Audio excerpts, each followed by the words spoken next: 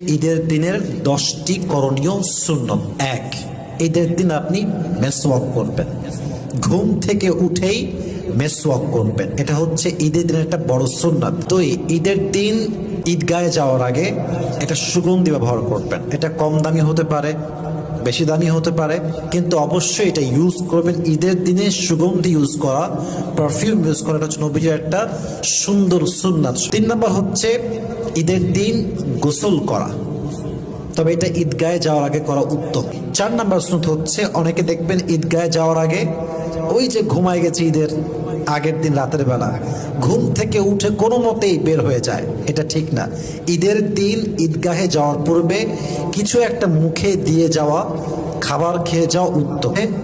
মিষ্টি টাইপের খাবার, যেমন আপনি খেতে পারেন, আপনার কি বলবো, সেমাই খেতে পারেন, পায়েস খেতে পারেন। 5 নম্বর সুন্নাত হচ্ছে, ঈদের দিন ঈদের নামাজ পড়তে হেঁটে যাওয়াটা হচ্ছে সুন্নত। হেঁটে যাওয়া হচ্ছে উত্তম। যাবেন এক রাস্তা দিয়ে, আসবেন আর এক রাস্তা দিয়ে, এটা হচ্ছে একটা সুন্নতের আমল, এটা হচ্ছে উত্তম। 6 নম্বর, ঈদের দিন ঈদগাহে যাওয়ার সময় মাথা নিচু করে যাওয়া উত্তম, এবং মাথা নিচু করে আমরা সকলেই তাকবীর পাঠ করব।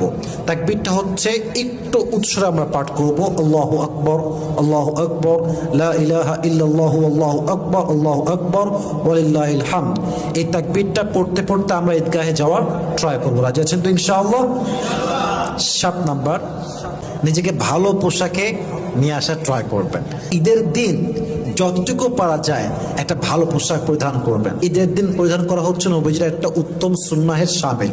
8 নাম্বার, নামাজের জন্য যখন আপনি ঈদগাহে যাবেন, নামাজের পূর্বে সাদাকায়ে ফিতর দেওয়াটা অনেক বড় উত্তম একটি কাজ। যদি আপনি তখন না করতে পারেন, তাহলে কিন্তু আপনার সাদাকাটা আদায় হবে না ফিতর হিসেবে। আমি আগেও বলেছি, ঈদের নামাজের আগে যে ফিতরা আদায় করবে, এটা হবে তার ফিতরা অনুযায়ী, অর্থাৎ এটা তার ফিতরা হিসেবে কবুল করা হবে।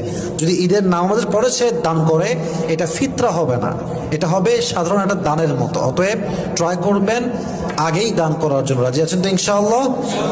9 নম্বর, ঈদের দিন আপনার মনে যত কষ্ট থাক, যত দুঃখ থাক, ঈদে নতুন জামা কিনতে পারেন নাই, ভালো পোশাক পরতে পারছেন না, আব্বা আম্মা গরিব, গরিব ঘরের সন্তান আপনি, সব কিছু ভুলে গিয়ে ঈদের দিন নিজের চেহারা একটা মুচকি হাসি রাখবেন।